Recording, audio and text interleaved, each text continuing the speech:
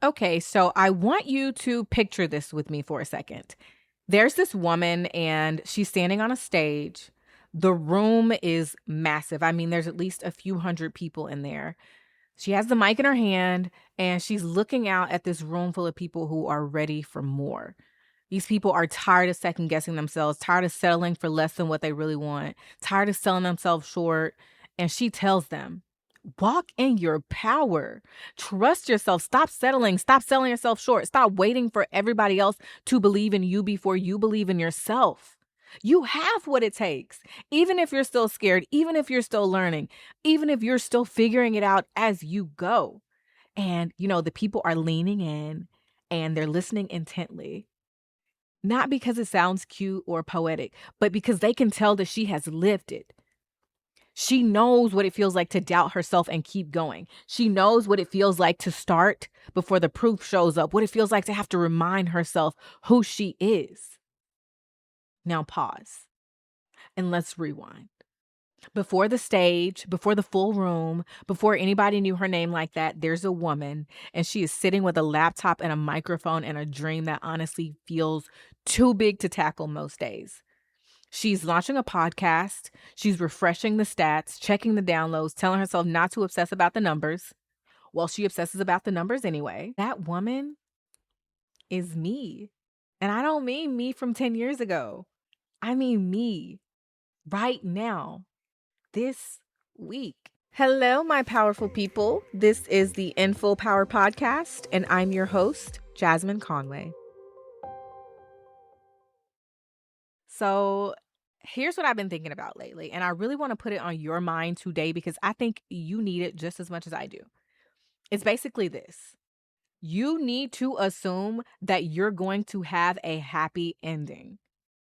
You need to assume that you're going to have a happy ending because assuming that your story ends well, it doesn't just make you feel a little bit better in the moment. It actually changes how you live and how you actually experience the part that you're in right now. Because if you assume that it ends well, then you're not, just suffering through something. You are gathering the story, the perspective, the material for the person that you are becoming, the person you're going to turn into. And this is not just wishful thinking, like you decide that it works out and you pretend that everything is fine. No, I'm going to come back to that because that's not what I mean. And I really want to be clear about that. But here's the thing that I keep landing on. And I want you to actually take this in. We are all using our imagination anyway. All of us. Some of us are using it to rehearse the rejection before it ever happens, or to think about the worst case scenario over and over again, or to build this whole detailed story about how doors won't open for us and how nobody will show up and how we're going to be embarrassed that we even tried. And so I started asking myself, and I want you to do the same thing. If I'm going to imagine something either way, why not imagine the version of me who made it through, the version who wins, the one who already knows how it turns out and can look back and go, yeah, that was the chapter where I was becoming, the chapter where I was growing. And listen, there's a real thing behind this. It is called temporal distancing. Temporal distancing. It sounds like a fancy term, but it's a very simple idea. It just means stepping out of the moment that you're in for a second and asking, how am I going to see this later? Because when you're right in it, you're too close. And all you can see is the worry and the gap between where you are and where you want to be. But when you picture your future self looking back, you're giving yourself some breathing room. And from that distance, you can see things in a way that you can't when you're looking at it from the thick of it. So let me give you a real example. It was one of my first podcast episodes, and it was one that I was very excited about. Like, I believed in it. I believed in the message, and I thought, okay, this is the one that might really connect with people. And then about a week later, I went to check the downloads, and the number was small. Like, it was small. Now, I want to be very clear about something here. Every single person who listens to this podcast matters to me, and I do not take that lightly. If 10 people listen, that is 10 real people, 10 minds, 10 hearts, 10 lives. And I am grateful for every person who chooses to spend time with my voice, my stories, and this message. But I am also human. And when you're building something, there can be this little quiet moment where you start comparing the size of the dream to the size of the current result. And I felt that. I felt that little drop in my chest. And not because the people who listened didn't matter, but because I had to face the gap that was in between what I believed this could become and what it looked like in that exact moment. And I remember doing this exercise right here. And I said to myself, one day you're going to remember when the numbers were this small. And by then, this won't feel like a verdict. This will feel like part of the beginning. That's it. That's it. I didn't pretend the numbers were bigger than they were. I didn't lie to myself.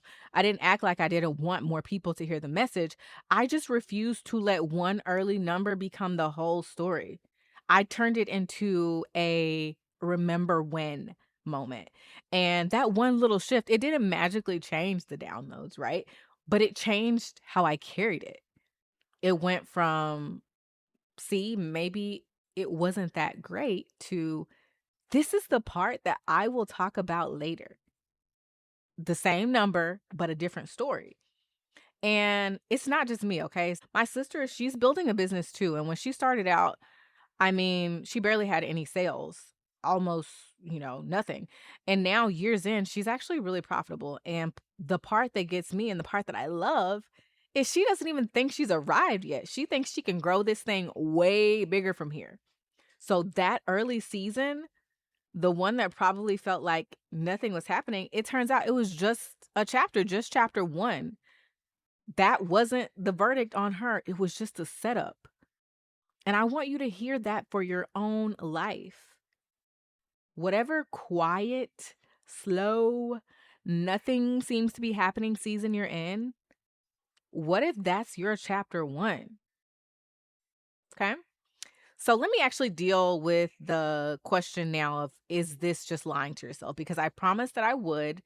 And honestly, it's probably the most important part.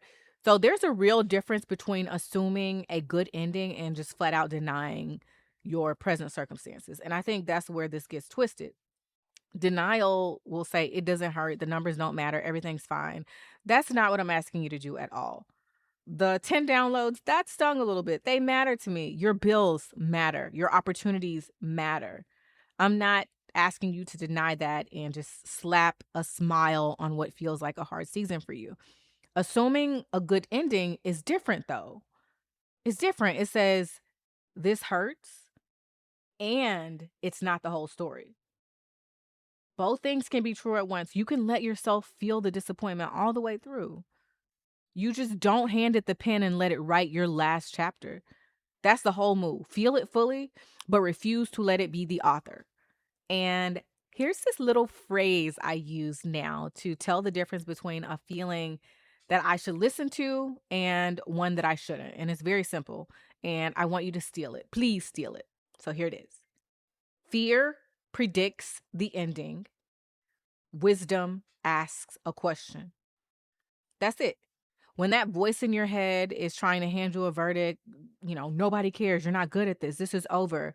That's the scared part of you talking. It's always so sure of how things are going to end. But wisdom, it doesn't do that. Wisdom doesn't make those verdicts. It asks questions. Wisdom asks, what could I adjust here? What is this teaching me? Is there another way? So the next time that voice shows up, I want you to check it and do it quickly. Is it making a prediction or is it asking a question? And if it's predicting your ending, you don't have to believe it. You don't have to listen to it. That is not information. That is just a nervous part of you that's trying to protect you from disappointment. And it does that by trying to take away your hope. Okay. There's also something else that I keep coming back to, and I think it might set you free a little bit. The exact same facts can tell you two completely different stories, and you get to pick which one you believe. 10 downloads can mean nobody cares, or it can mean I was brave enough to start before anyone was listening. An email that you don't get a response to can mean maybe they know I'm not ready, or it can mean I am learning how to put my work in front of bigger rooms. A slow season can mean I'm behind, or it can mean I'm being built for what is coming. The same facts, different story. And the beautiful part is the story that you pick, it literally changes how you move. If you decide that 10 downloads means that you're not good enough, then you might record your next episode with less confidence, if you even record it at all.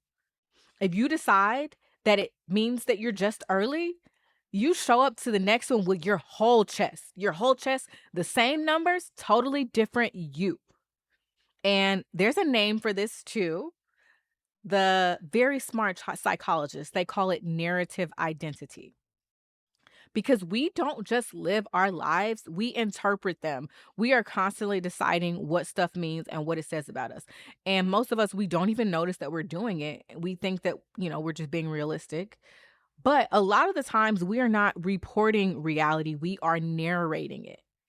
And if you're going to narrate it anyway, you might as well be a generous narrator with yourself.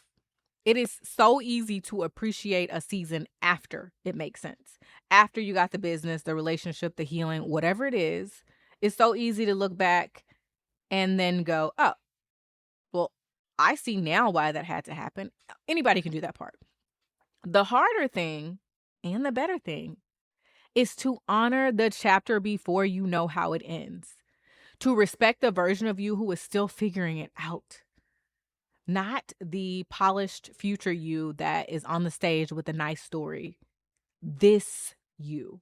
The one that is still figuring it out, still sending the pitch, still recording to 10 people, still nervous sometimes, still kind of building the plane while she's flying it. Because I think a lot of us are waiting until after we make it to give ourselves any credit for who we had to become to get there.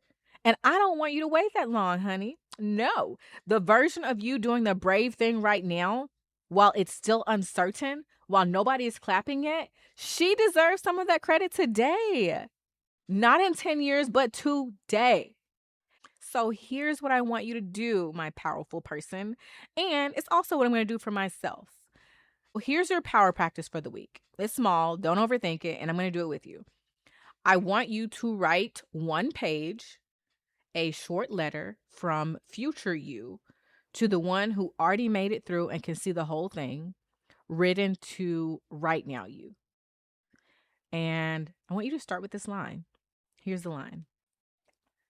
Let me tell you what this season was really about. Yes. And then just talk. Let her tell you what you're making a big deal out of, what you're going to be so glad you kept doing, what you need to quit letting that scared voice narrate. And then pick one sentence out of that letter, just one, and carry it with you this week. Put it in your notes app, stick it on the mirror, whatever works for you, and say it before you send the email, before you hit record, before you walk into the room, before you make the post. Say it the second that anxious voice tries to turn one rough moment into the whole verdict. Maybe your sentence is, this is the part I'll talk about later. Maybe it's fear predicts, wisdom asks. Maybe it's just the beginning is not embarrassing. Whatever feels true for you, take it with you. Because here's what I want to leave you. You are not just living through this chapter, you are learning how to tell the story. And I really believe the story ends a whole lot better than that worried little voice is telling you it will. And one day, you might look back and go, that was the chapter where I almost counted myself out, where I almost ran back to the same thing, where I had 10 downloads and no clue how any of it would work. And I thank God I kept going, because that was also the chapter where I became who I needed to be. That right there is what it means to live in full power. It is not having every answer. It is not never being scared. It is deciding to keep becoming before the ending is even obvious, and refusing to let one nervous voice be the only one telling your story. Okay? If this episode spoke to you, I want you to send it to another powerful person who needs to hear it. And if you do the practice, I really, really, really, really, really want to hear it. You could just tell me the one sentence your future you gave you, and you can drop it in the comments or send me a message on social media. All of my info is in the show notes. This is the Info Power Podcast, and I'm your host, Jasmine Conway. Thanks for tuning in.